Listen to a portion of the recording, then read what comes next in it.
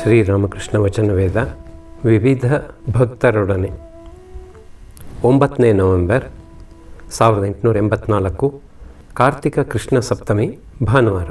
ಶ್ರೀರಾಮಕೃಷ್ಣರು ಪೂರ್ವಾಭಿಮುಖರಾಗಿ ಚಿಕ್ಕ ಮಂಚದ ಮೇಲೆ ತಮ್ಮ ಕೊಠಡಿಯಲ್ಲಿ ಕುಳಿತುಕೊಂಡಿದ್ದಾರೆ. ಭಕ್ತರು ನೆಲದ ಮೇಲೆ ಕುಳಿತಿದ್ದಾರೆ. ಗಂಟೆ ಬಹುಶಃ ಅಪರಾಹ್ನ 2. ಮಾಸ್ಟರ್ ಅಲ್ಲಿಗೆ ಬಂದು ನೋಡಿದಾಗ ಇನ್ನೂ ಭಕ್ತರು ಬರುತ್ತಲೇ ಇದ್ದರು. ವಿಜಯಕೃಷ್ಣ ಗೋಸ್ವಾಮಿಯೊಡನೆ ಕೆಲವು ಮಂದಿ ಬ್ರಾಹ್ಮ ಭಕ್ತರು ಬಂದಿದ್ದಾರೆ.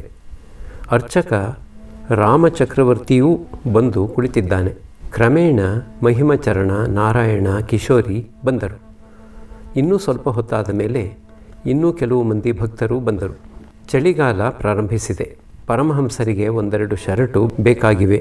ಅವುಗಳಿಗಾಗಿ ಅವರು ಮಾಸ್ಟರಿಗೆ ಹೇಳಿದ್ದರು. ಆತ ಬಿಳಿ ಬಟ್ಟೆಯ 2 ಶರ್ಟುಗಳನ್ನಲ್ಲದೆ ಒಂದು ವಿಧದ ದಪ್ಪ ಬಟ್ಟೆಯ ಶರ್ಟನ್ನೂ ತಂದಿದ್ದ. ಆದರೆ ಶ್ರೀರಾಮಕೃಷ್ಣರು ಆ ಥರದ ಶರ್ಟನ್ನು ತರಲು ಹೇಳಿರಲಿಲ್ಲ. ಶ್ರೀರಾಮಕೃಷ್ಣರು ಮಾಸ್ಟರಿಗೆ, ನೀನು ಅದನ್ನು ತೆಗೆದುಕೊಂಡು ಹೋಗಿ ಬಿಡು, ನೀನೇ ಅದನ್ನು ಹಾಕಿಕೋ. ಹಾಗೆ ಮಾಡುವುದರಿಂದ ದೋಷವೇನೂ ಬರದು, ಒಳ್ಳೆಯದು. ನಾನು ನಿನಗೆ ಎಂಥ ಶರ್ಟನ್ನು ತೆಗೆದುಕೊಂಡು ಬರುವಂತೆ ಹೇಳಿದ್ದೆ ಮಾಸ್ಟರ್? ತಾವು ಸಾಮಾನ್ಯ ಬಿಳಿ ಬಟ್ಟೆಯ ಶರ್ಟುಗಳನ್ನು ತರಲು ಹೇಳಿದ್ದೀರಿ, ಈ ದಪ್ಪ ಬಟ್ಟೆಯ ಶರ್ಟನ್ನು ತರಲು ಹೇಳಿರಲಿಲ್ಲ. ಶ್ರೀರಾಮಕೃಷ್ಣರು, ಹಾಗಾದರೆ ಆ ದಪ್ಪ ಬಟ್ಟೆಯ ಶರ್ಟನ್ನು ಹಿಂದಿರುಗಿ ತೆಗೆದುಕೊಂಡು ಹೋಗಿಬಿಡು. ವಿಜಯ ಮೊದಲಾದವರಿಗೆ, ನೋಡಿ, ದ್ವಾರಕಾನಾಥ ನನಗೊಂದು ಶಾಲು ತೆಗೆದುಕೊಟ್ಟ. ಮಾರ್ವಾಡಿ ಭಕ್ತರೂ ಒಂದು ಶಾಲನ್ನು ತಂದರು. ನಾನು ಅದನ್ನು ಸ್ವೀಕರಿಸಲಿಲ್ಲ. ವಿಜಯ ಮಧ್ಯೆ ಬಾಯಿ ಹಾಕಿ, ನೀವು ಹಾಗೆ ಮಾಡಿದ್ದು ಸರಿ. ಅವಶ್ಯಕವಾಗಿ ಬೇಕಾಗಿದ್ದರೆ ಮಾತ್ರ ಸ್ವೀಕರಿಸಬೇಕು. ಯಾವನಾದರೂ ಒಬ್ಬ ತಂದುಕೊಡಬೇಕು ತಾನೆ, ಮನುಷ್ಯನಲ್ಲದೆ ಬೇರೆ ಯಾರು ತಂದುಕೊಡುತ್ತಾರೆ? ಶ್ರೀರಾಮಕೃಷ್ಣರು, ಕೊಡುವವನು ಭಗವಂತನೇ. ಅತ್ತೆ ಸೊಸೆಗೆ ಹೇಳಿದಳು, ಮಗು, ಎಲ್ಲರಿಗೂ ಸೇವೆ ಮಾಡುವವರಿದ್ದಾರೆ. ನಿನಗೆ ಯಾರಾದರೂ ಒಬ್ಬ ಸೇವಕಿ ಕೈಕಾಲುಗಳನ್ನು ಒತ್ತಲು ಇದ್ದಿದ್ದರೆ ಬಹಳ ಚೆನ್ನಾಗಿರುತ್ತಿತ್ತು. ಸೊಸೆ ಹೇಳಿದಳು, ತಾಯೇ, ನನ್ನ ಪಾದಗಳನ್ನು ಭಗವಂತನೇ ಒತ್ತುತ್ತಿದ್ದಾನೆ, ನನಗೆ ಬೇರೆ ಯಾರೂ ಬೇಕಾಗಿಲ್ಲ. ಆಕೆ ಒಳ್ಳೆ ಭಕ್ತೆಯಾಗಿದ್ದುದರಿಂದ ಹಾಗೆ ಹೇಳಿದಳು. ಅಕ್ಬರ್ ಬಾದಶಾಹನ ಹತ್ತಿರಕ್ಕೆ ಒಬ್ಬ ಸ್ವಲ್ಪ ಹಣ ಯಾಚಿಸಲು ಹೋಗಿದ್ದ. ಬಾದಶಾಹ ಆಗ ನಮಾಜು ಮಾಡುತ್ತಿದ್ದ. ಆಗ ಆತ ಪ್ರಾರ್ಥಿಸುತ್ತಿದ್ದ, ಹೇ ಖುದಾ, ನನಗೆ ಧನ ಕೊಡು, ದೌಲತ್ತು ಕೊಡು ಅಂತ. ಫಕೀರ ಅದನ್ನು ನೋಡಿ ಎದ್ದು ಹೊರಟು ಬರುವುದರಲ್ಲಿದ್ದ. ಆಗ ಅಕ್ಬರ್ ಆತನಿಗೆ ಸ್ವಲ್ಪ ಕುಳಿತಿರುವಂತೆ ಸಂಜ್ಞೆ ಮಾಡಿದ. ನಮಾಜು ಮುಗಿದ ನಂತರ ಆತನನ್ನು ಕೇಳಿದ, ಏಕೆ ನೀವು ಎದ್ದು ಹೊರಟು ಹೋಗುವುದರಲ್ಲಿದ್ದಿರಲ್ಲ? ಆತ ಹೇಳಿದ, ನೀವೇ ಭಗವಂತನನ್ನು ಧನ ದರ್ಪಾದಿಗಳಿಗಾಗಿ ಪ್ರಾರ್ಥಿಸುತ್ತಿದ್ದೀರಿ, ಅದರಿಂದ ಬೇಕಾದರೆ ಭಿಕಾರಿಯನ್ನೇಕೆ, ಖುದಾನನ್ನೇ ಬೇಡಬೇಕು ಅಂತ ಯೋಚಿಸಿದೆ. ವಿಜಯ, ಗಯೆಯಲ್ಲಿ ನಾನು ಒಬ್ಬ ಸಾಧುವನ್ನು ನೋಡಿದ್ದೇನೆ. ಆತನಿಗೆ ಅಹಂ ಎಂಬುದು ಇಲ್ಲವೇ ಇಲ್ಲ. ಆತನಿಗೆ ಒಂದು ದಿನ ಭಕ್ತರಿಗೆ ಅನ್ನ ಹಾಕಬೇಕೆಂಬ ಇಚ್ಛೆಯಾಯಿತು. ನೋಡುತ್ತೇವೆ, ಜನ ಎಲ್ಲಿಂದಲೋ ತಾವಾಗಿಯೇ ಗೋಧಿ ಹಿಟ್ಟು, ತುಪ್ಪ ಇದನ್ನೆಲ್ಲ ತಲೆ ಮೇಲೆ ಹೊತ್ತುಕೊಂಡು ಬಂದು ತಂದಿಟ್ಟು ಹೋದರು. ಹಾಗೆಯೇ ಹಣ್ಣು ಹಂಪಲುಗಳೂ ಬಂದು ಸೇರಿದವು.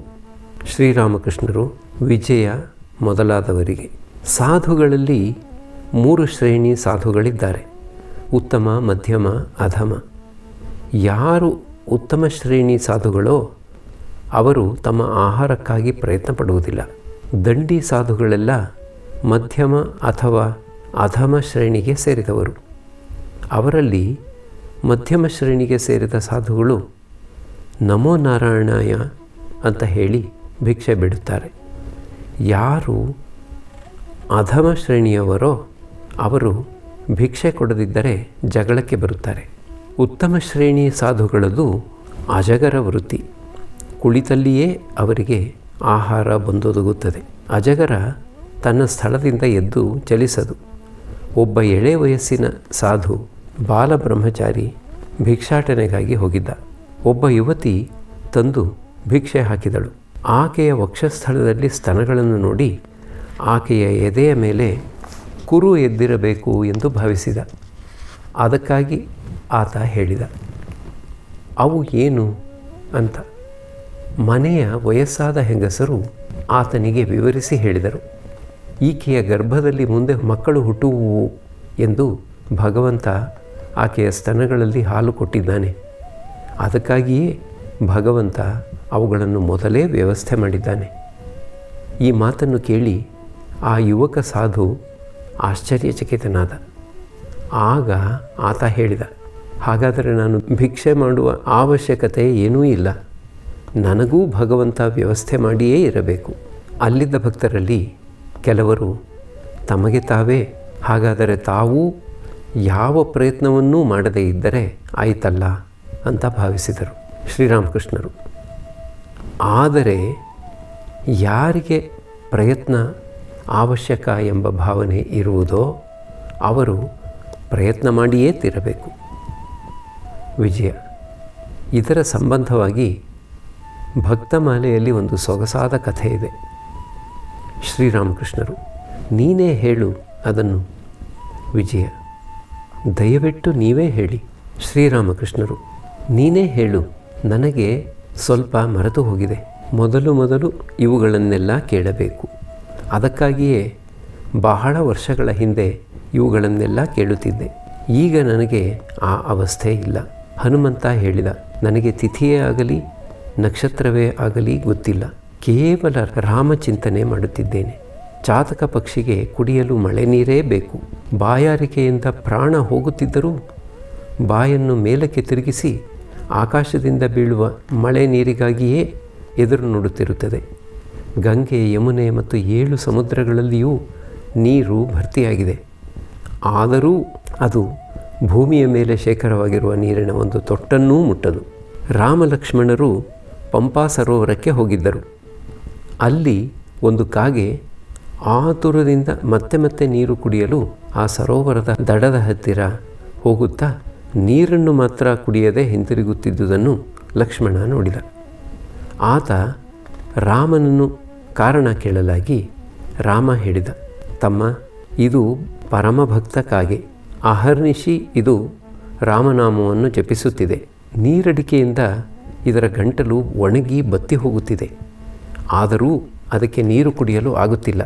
ಅದು ಯೋಚಿಸುತ್ತಿದೆ, ನೀರು ಕುಡಿಯಲು ಹೋದರೆ ಆ ಸಮಯದಲ್ಲಿ ರಾಮನಾಮ ಜಪ ನಿಂತು ಹೋಗುವುದಲ್ಲ, ಏನು ಮಾಡುವುದು ಅಂತ. ಒಂದು ಪೂರ್ಣಿಮೆಯ ರಾತ್ರಿ ನಾನು ಹಲಧಾರಿಯನ್ನು ಕೇಳಿದೆ, ಅಣ್ಣ, ಇವತ್ತು ಅಮಾವಾಸ್ಯೆ ಏನು? ಎಲ್ಲರೂ ನಗುತ್ತಾ ಹೌದು, ಇದು ಸತ್ಯ, ಕೇಳಿದ್ದೇನೆ. ಅಮಾವಾಸ್ಯೆ ಮತ್ತು ಪೂರ್ಣಿಮೆ ಯಾವಾಗ ಅದುರು ಬದಲಾಗಿ ತೋರುತ್ತದೆಯೋ ಆಗ ಆತನಿಗೆ ಪೂರ್ಣ ಜ್ಞಾನ ದೊರೆತಿದೆ ಅಂತ. ಹಲಧಾರಿ ಅದನ್ನು ಏಕೆ ನಂಬಿಯಾನು? ಆತ ಹೇಳಿದ, ಇದು ನಿಜವಾಗಿಯೂ ಕಲಿಕಾಲವೇ ಸರಿ. ಯಾರಿಗೆ ಅಮಾವಾಸ್ಯೆಗೂ ಪೂರ್ಣಿಮೆಗೂ ವ್ಯತ್ಯಾಸ ಗೊತ್ತಾಗದೋ ಅಂಥ ಇವರನ್ನು ಜನ ಗೌರವಿಸುತ್ತಾ ಇದ್ದಾರಲ್ಲ. ಮಹಿಮಚರಣ ಕೊಠಡಿಯನ್ನು ಪ್ರವೇಶಿಸಿದನು. ಶ್ರೀರಾಮಕೃಷ್ಣರು ಸಂಭ್ರಮದಿಂದ, ಬನ್ನಿ ಕುಳಿತುಕೊಳ್ಳಿ. ವಿಜಯ ಮೊದಲಾದವರಿಗೆ, ಈಗಿನ ಅವಸ್ಥೆಯಲ್ಲಿ ನನಗೆ ತಿಥಿ, ವಾರ, ನಕ್ಷತ್ರ ಇವು ಜ್ಞಾಪಕದಲ್ಲಿರೋದಿಲ್ಲ. ಅಂದು ವೇಣಿಪಾಲನ ಉದ್ಯಾನವನದಲ್ಲಿ ಮಹೋತ್ಸವದ ದಿನ ಯಾವುದು ಎಂಬುದು ಮರೆತು ಹೋಯಿತು. ಇಂಥ ದಿನ ಸಂಕ್ರಮಣ, ಹೆಚ್ಚಾಗಿ ಭಗವನ್ನಾಮ ಸಂಕೀರ್ತನೆ ಮಾಡಬೇಕು ಎಂಬ ಈ ವಿಧವಾದ ಸಂಕಲ್ಪಗಳು ಮರೆತೇ ಹೋಗುತ್ತವೆ. ಪರಮಹಂಸರು ಸ್ವಲ್ಪ ಹೊತ್ತು ಹಾಗೆ ಏನನ್ನೋ ಯೋಚಿಸುತ್ತಾ ಕುಳಿತಿದ್ದರು. ಶ್ರೀರಾಮಕೃಷ್ಣರು, ಆದರೆ ಯಾರಾದರೂ ನನ್ನನ್ನು ಇಂಥ ಸಮಯದಲ್ಲಿ ಬಂದು ಕಾಣುತ್ತೇನೆ ಅಂತ ಹೇಳಿದ್ದರೆ ಅದು ಮಾತ್ರ ಜ್ಞಾಪಕದಲ್ಲಿ ಇರುತ್ತದೆ. ಭಗವಂತನ ಕಡೆಗೆ ಮನಸ್ಸಿನ 16ನೇ ಭಾಗವೂ ಹರಿದು ಹೋಗುತ್ತಿದ್ದರೆ ಈ ಅವಸ್ಥೆ ಬರುತ್ತದೆ. ರಾಮ ಹನುಮಂತನನ್ನು ಕೇಳಿದ, ಹನುಮಂತ, ನೀನು ಲಂಕೆಯಿಂದ ಸೀತೆಯ ಸಂದೇಶವನ್ನು ತಂದಿದ್ದೀಯೆ. ಆಕೆ ಯಾವ ರೀತಿ ಇದ್ದಾಳೆ ಎಂಬುದನ್ನು ನನಗೆ ತಿಳಿಸು. ಹನುಮಂತ ಹೇಳಿದ, ಹೇ ರಾಮ, ಸೀತೆಯ ಸ್ಥೂಲ ಶರೀರ ಅಲ್ಲಿ ಬಿದ್ದಿರುವುದನ್ನು ಕಂಡೆ. ಅದರೊಳಗೆ ಪ್ರಾಣವೂ ಇಲ್ಲ, ಮನಸ್ಸೂ ಇಲ್ಲ.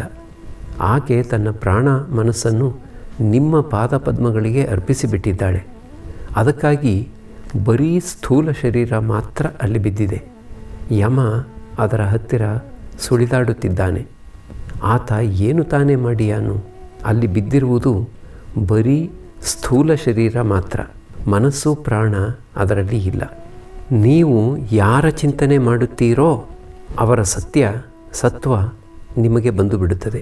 ಹಗಲು ಇರುಳು ಭಗವಂತನ ಚಿಂತನೆ ಮಾಡುತ್ತಿದ್ದರೆ ಭಗವಂತನ ಸತ್ವ ನಿಮಗೆ ಬಂದು ಬಿಡುತ್ತದೆ. ಉಪ್ಪಿನ ಗೊಂಬೆ ಸಮುದ್ರ ಅಳೆಯಲು ಹೋಗಿ ಅದೂ ಸಮುದ್ರವೇ ಆಗಿಬಿಟ್ಟಿತು. ಗ್ರಂಥಗಳ ಅಥವಾ ಶಾಸ್ತ್ರಗಳ ಉದ್ದೇಶವೇನು? ಭಗವಂತನ ಸಾಕ್ಷಾತ್ಕಾರ ದೊರಕಿಸಿಕೊಡೋದು. ಯಾರೋ ಒಬ್ಬ ವ್ಯಕ್ತಿ ಒಬ್ಬ ಸಾಧುವಿನ ಪುಸ್ತಕ ತೆಗೆದು ನೋಡಿದ. ಅದರ ಪ್ರತಿಯೊಂದು ಹಾಳೆಯಲ್ಲಿಯೂ ಕೇವಲ ರಾಮ ರಾಮ ಅಂತ ಬರೆದಿತ್ತು, ಬೇರೆ ಏನೂ ಬರೆದಿರಲಿಲ್ಲ. ಭಗವಂತನಲ್ಲಿ ಅನುರಾಗ ಉಂಟಾದರೆ ಸಾಮಾನ್ಯ ಘಟನೆಯಿಂದಲೇ ಭಕ್ತಿ ಉದ್ದೀಪನೆಯಾಗಿ ಬಿಡುತ್ತದೆ. ಆಗ ಒಂದು ಸಲ ರಾಮನಾಮ ಜಪಿಸಿದರೆ ಅದಕ್ಕೆ 1,000,000 ಸಂಧ್ಯಾವಂದನೆಗಳ ಫಲ ದೊರೆತು ಬಿಡುತ್ತದೆ. ಮೇಘವನ್ನು ನೋಡಿದೊಡನೆಯೇ ನವಿಲಿಗೆ ರಾಗದ ಉದ್ದೀಪನೆಯಾಗಿ ಬಿಡುತ್ತದೆ. ಆನಂದದಿಂದ ಪುಕ್ಕವನ್ನು ಕೆದರಿ ನಲಿಯುತ್ತದೆ. ಶ್ರೀಮತಿಗೂ ಹಾಗೇ ಆಗುತ್ತಿತ್ತು. ಮೇಘವನ್ನು ನೋಡಿದೊಡನೆಯೇ ಆಕೆಗೆ ಕೃಷ್ಣನ ನೆನಪು ಬಂದು ಬಿಡುತ್ತಿತ್ತು. ಚೈತನ್ಯ ದೇವ ಒಮ್ಮೆ ಒಂದು ಹಳ್ಳಿಯ ಹತ್ತಿರ ಹೋಗುತ್ತಿದ್ದ. ಆ ಹಳ್ಳಿಯ ಮಣ್ಣಿನಿಂದ ಮೃದಂಗ ತಯಾರಾಗುತ್ತದೆ ಎಂಬುದಾಗಿ ಯಾರೋ ಅವನಿಗೆ ಹೇಳಿದರು. ಒಡನೆಯೇ ಭಾವೋನ್ಮತ್ತನಾಗಿ ಬಿಟ್ಟ. ಏಕೆಂದರೆ ಹರಿನಾಮ ಸಂಕೀರ್ತನೆಯ ಸಮಯದಲ್ಲಿ ಮೃದಂಗವನ್ನು ಭಜಿಸುತ್ತಾರೆ. ಯಾರಿಗೆ ಭಗವದ್ಭಾವನೆಯ ಉದ್ದೀಪನೆಯಾಗುತ್ತದೆ? ವಿಷಯಾತ್ಮಿಕ ಬುದ್ಧಿಯನ್ನು ತ್ಯಜಿಸಿರತಕ್ಕವರಿಗೆ. ಯಾರ ವಿಷಯ ರಸ ಬತ್ತಿ ಹೋಗಿರುವುದೋ ಅವರಿಗೆ ಒಂದು ಸ್ವಲ್ಪದರಿಂದಲೇ ಭಗವದ್ಭಾವನೆಯ ಉದ್ದೀಪನೆಯಾಗಿ ಬಿಡುತ್ತದೆ. ಬೆಂಕಿ ಕಡ್ಡಿ ಒದ್ದೆಯಾಗಿದ್ದರೆ 1,000 ಸಲ ಗೀಚಿದರೂ ಅದು ಹತ್ತದು. ಆದರೆ ಒಣಗಿದರೆ ಒಂದು ಸ್ವಲ್ಪ ಗೀಚಿದರೆ ಸಾಕು, ಧಗ್ ಎಂದು ಹತ್ತಿಕೊಂಡು ಬಿಡುತ್ತದೆ. ದೇಹದ ಸುಖ ದುಃಖವಂತೂ ಇದ್ದೇ ಇದೆ. ಯಾರಿಗೆ ಭಗವಂತನ ಸಾಕ್ಷಾತ್ಕಾರ ಆಗಿಬಿಟ್ಟಿದೆಯೋ ಅವರ ಮನಸ್ಸು, ಪ್ರಾಣ, ದೇಹ, ಆತ್ಮ ಎಲ್ಲವನ್ನೂ ಆತನಿಗೆ ಅರ್ಪಿಸಿಬಿಟ್ಟಿರುತ್ತಾರೆ. ರಾಮಲಕ್ಷ್ಮಣರು ಪಂಪಾ ಸರೋವರಕ್ಕೆ ಸ್ನಾನ ಮಾಡಲು ಹೋದಾಗ ಅವರು ದಡದಲ್ಲಿ ತಮ್ಮ ಧನುಸ್ಸುಗಳನ್ನು ನೆಟ್ಟು ಹೋದರು. ಸ್ನಾನಾನಂತರ ಲಕ್ಷ್ಮಣ ಧನುಸ್ಸುಗಳನ್ನು ಕೈಯಲ್ಲಿ ತೆಗೆದು ನೋಡುತ್ತಾನೆ. ಅವುಗಳ ಮೊನೆ ರಕ್ತಮಯವಾಗಿದೆ. ಆಗ ರಾಮ ಲಕ್ಷ್ಮಣನಿಗೆ ಹೇಳಿದ, ತಮ್ಮ ನೋಡು ನೋಡು, ಬಹುಶಃ ಯಾವುದೋ ಒಂದು ಪ್ರಾಣಿಗೆ ನಾವು ಗಾಯ ಮಾಡಿರಬೇಕು. ಲಕ್ಷ್ಮಣ ಆ ಸ್ಥಳವನ್ನು ಅಗೆದು ನೋಡಿದಾಗ ಅದು ಗೂಳಿಕಪ್ಪೆ ಆಗಿತ್ತು. ಅದು ಇನ್ನೇನು ಸಾಯುವುದರಲ್ಲಿತ್ತು. ಆಗ ರಾಮ ಕರುಣಾಜನಕ ಕಂಠದಿಂದ ಕಪ್ಪೆಗೆ ಹೇಳಿದ, ಏಕೆ ನೀನು ಕೂಗಿಕೊಳ್ಳಲಿಲ್ಲ? ನಿನ್ನನ್ನು ಸರ್ಪ ಹಿಡಿದಾಗ ಮಾತ್ರ ನೀನು ಬಹುವಾಗಿ ಕೂಗಿಕೊಳ್ಳುತ್ತೀಯಲ್ಲ. ಅದಕ್ಕೆ ಆ ಕಪ್ಪೆ ಹೇಳಿತು, ಹೇ ರಾಮ, ಹಾವು ನನ್ನನ್ನು ಹಿಡಿದಾಗ ಹೇ ರಾಮ ನನ್ನನ್ನು ರಕ್ಷಿಸು, ಹೇ ರಾಮ ನನ್ನನ್ನು ರಕ್ಷಿಸು ಅಂತ ಕೂಗಿಕೊಳ್ಳುತ್ತೇನೆ. ಈಗ ನೋಡಿದರೆ ರಾಮನೇ ನನ್ನನ್ನು ಕೊಲ್ಲುತ್ತಿದ್ದಾನೆ. ಅದಕ್ಕಾಗಿ ಸುಮ್ಮನೆ ಇದ್ದುಬಿಟ್ಟೆ. ಶ್ರೀರಾಮಕೃಷ್ಣರು ಮಹಿಮಾ ಮೊದಲಾದವರ ಕಡೆ ದೃಷ್ಟಿ ಹಾಕುತ್ತಾ ಸ್ವಲ್ಪ ಹೊತ್ತು ಸುಮ್ಮನೆ ಕುಳಿತಿದ್ದರು. ಮಹಿಮಚರಣನಿಗೆ ಗುರುವಿನ ಉಪದೇಶದಲ್ಲಿ ವಿಶ್ವಾಸವಿಲ್ಲ ಎಂಬುದನ್ನು ಕೇಳಿದರು. ಮತ್ತೆ ಅವರು ಮಾತನಾಡಲಾರಂಭಿಸಿದ್ದಾರೆ. ಶ್ರೀರಾಮಕೃಷ್ಣರು, ಗುರುವಾಕ್ಯದಲ್ಲಿ ಶ್ರದ್ಧೆ ಇಡುವುದು ಉಚಿತ. ಗುರುವಿನ ಚಾರಿತ್ರ್ಯದ ಕಡೆ ಗಮನ ಕೊಡಬೇಕಾಗಿಲ್ಲ. ನನ್ನ ಗುರು ಹೆಂಡದಂಗಡಿಗೆ ಹೋಗುತ್ತಿದ್ದರೂ ಆತ ನಿತ್ಯಾನಂದರಾಯ.